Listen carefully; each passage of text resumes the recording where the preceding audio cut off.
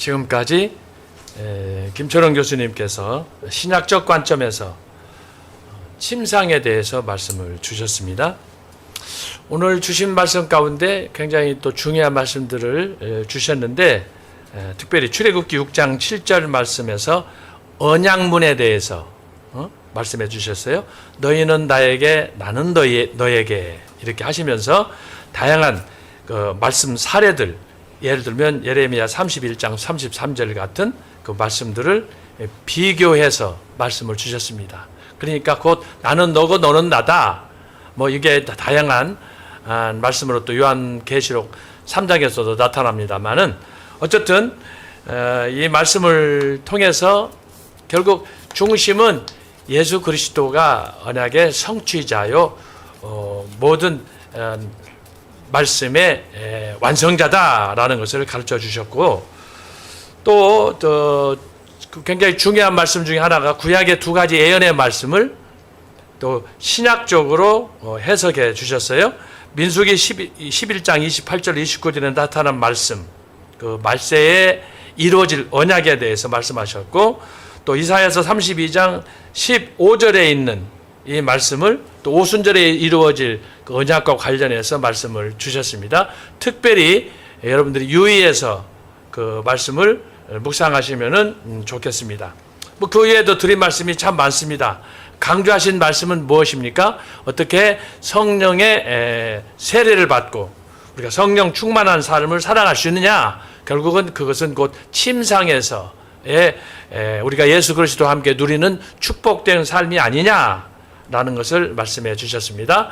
그 성령 충만은 복음을 통해서, 그리고 어떻게 우리가 이 복음을 받느냐, 뭐 다른 데서도 받을 수 있지만 특별히 주께서 피로 값주고 사신 교회에서 이것을 함께 받을 수 있다. 그리고 그것을 믿음으로 우리가 누릴 수 있다라는 말씀이에요. 그래서 여러분들이 오늘 전광훈 목사님께서 주셨던 침상에 관한, 침상을 정복하라, 몇 주 전에 룻기서를 우리가 다룰 때에도 참 우리가 굉장히 감동적으로 말씀을 나누는데, 그것과 연계해서 지금 노래 중에 노래, 아가서에 나타난 이 말씀, 눈 맞춤, 입 맞춤, 침상, 이것을 오늘 또 손은배 교수님께서 지난주에 이어서 성막에 나타난 다양한 제도, 이것을 단계적으로 말씀하셨고, 또 변선부 교수님께서 이것을 좀 더 구체적으로 확대해서 말씀을 해 주셨습니다.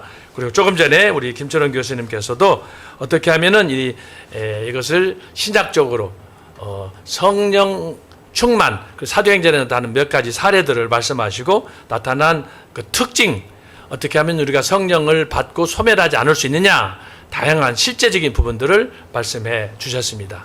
오늘도 이렇게 시간이 너무 많이 지나버렸는데요, 저는 말씀을 마무리하면서 한 두 가지 정도로만 말씀을 드리려고 합니다.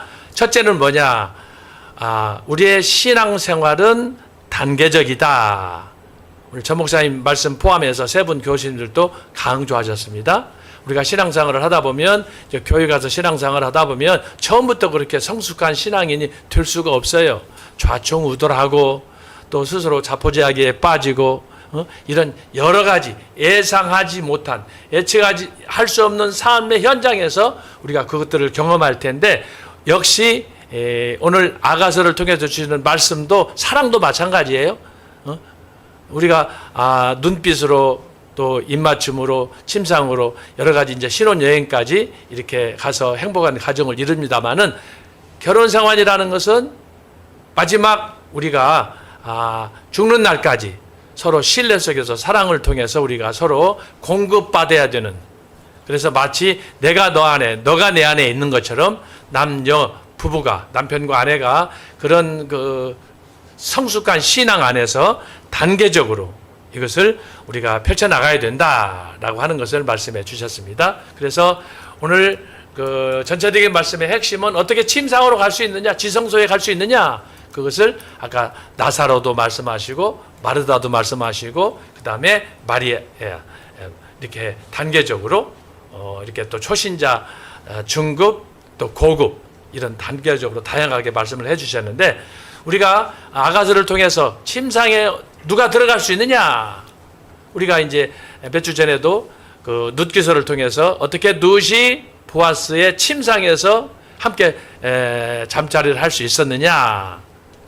제가 말씀 찾아놨습니다만은 그 시어머니 나오미가 시키는 대로 그 침상에 들어갔지 않아요. 그래서 슬쩍 들어가서 보아스의 이불을 뒤집어 쓰도록 했는데 보아스가 자다 보니까 옆에 룻이 누워 있었던 거 아니에요.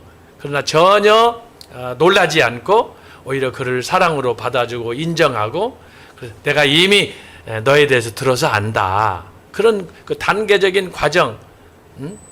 처음에 가뭄 때문에 이방 나라에 갔다가 고향으로 돌아와서 참 말할 수 없는 시련과 고난 속에서 그가 그걸 극복하고 마지막 침상을 정복하고 보아스의 아내가 되는 이런 놀라운 그 소위 신학적으로 말하면 성규의 위치까지 올라가는 그런 그 은혜를 받지 않습니까? 그래서 전체적으로 주신 말씀의 핵심은 단계적으로 사랑은 이루어가고 침상을 정복하는 신앙까지 우리가 가야 된다라고 하는 것입니다. 또 하나 정리하면 결국 오늘 말씀들의 중심은 성령 안에서 우리가 하나님과 한 몸을 이루는 것이다 라고 하는 것입니다. 그렇지 않으면 우리가 신앙생활 하는 거 의미가 없어요.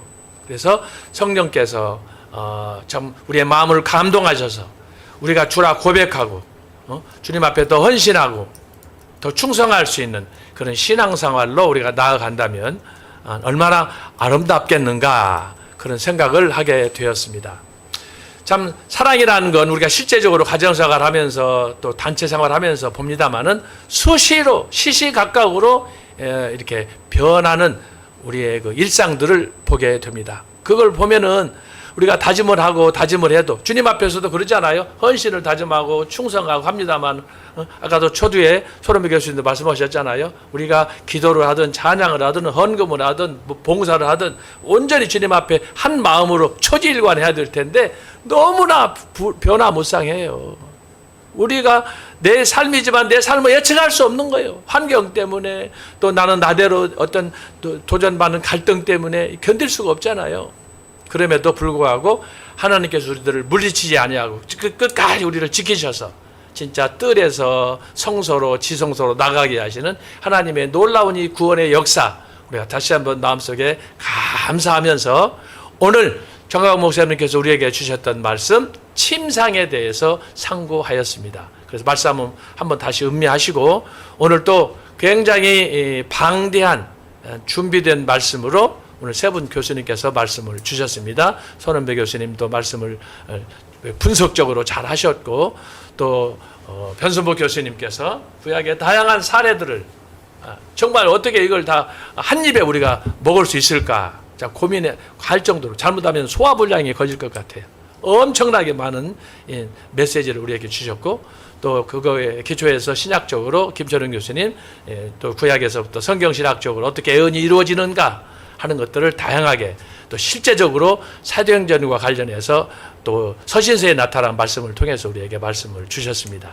그래서 여러분들 오늘 주신 말씀도 굉장히 깊고 방대한 이 말씀인데 다시 한번 묵상하시고 시간이 좀 많이 지났습니다만 여러분 은혜를 나누시고 오늘 이렇게 해서 마지막 우리 교수님들 여러분 인사드림으로 오늘 신학자 토크를 마무리하겠습니다.